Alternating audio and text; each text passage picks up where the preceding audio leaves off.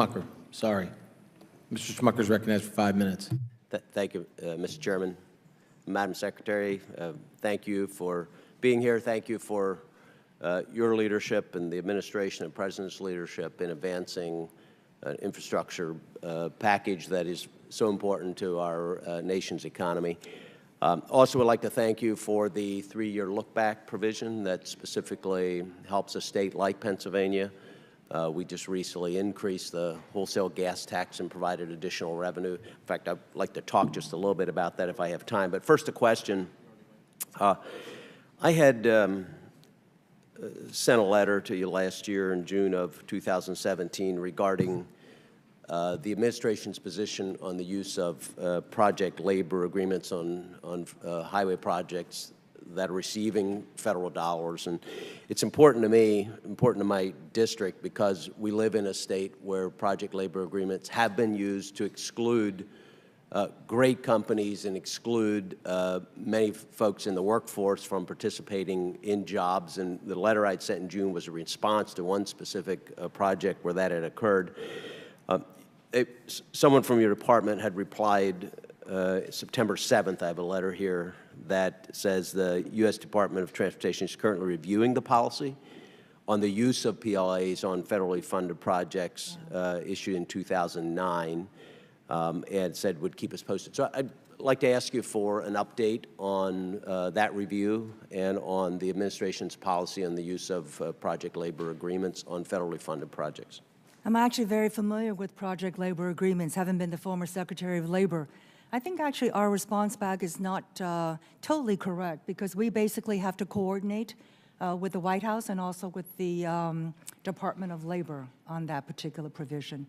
But having said that, let me try to get some clarity for you on it.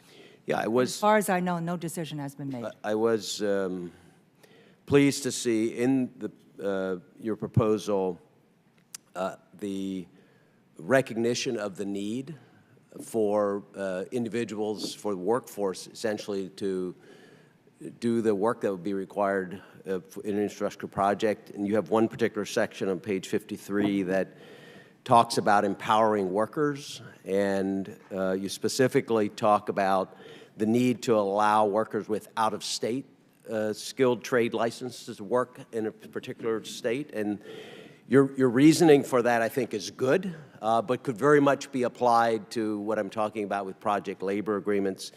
You talk about preventing out-of-state professionals. You could say preventing non-union labor would reduce the speed of these projects, delaying the effect of the economic benefit they provide, would increase the cost of the projects by artificially limiting the supply of professionals available to work in these projects, and allowing that would speed project delivery, reduce project costs, provide flexibility to workers.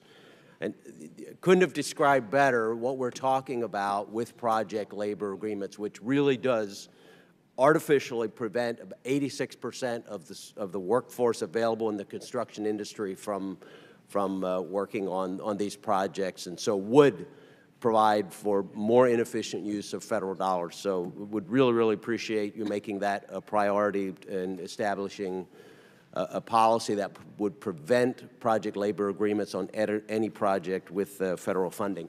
Now back to, I have just a minute and 20 seconds.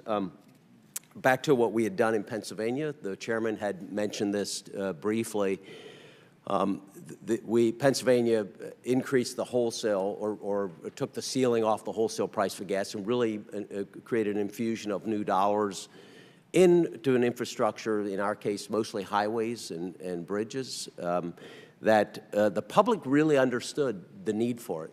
And I think the public does support additional funding for infrastructure when they understand the state of the infrastructure and they understand the economic benefit. But I think it's important to talk about that. And I think all stakeholders involved, including administration, really need to make the case for why this infrastructure funding and investment is so important. So I guess I'd like to hear from you what your plans are in that regard, what the plans are of the department and of the administration in terms of selling the infrastructure project to the public who needs it. Well, it's certainly a very important part of the infrastructure, and it's usually coordinated out of the White House. There are 12 different agencies that are involved with all of this. So that certainly should be done. Well, again, thank you for your leadership on this, and look forward to continuing to work with you. Thank you. Thank you, gentlemen. Ms.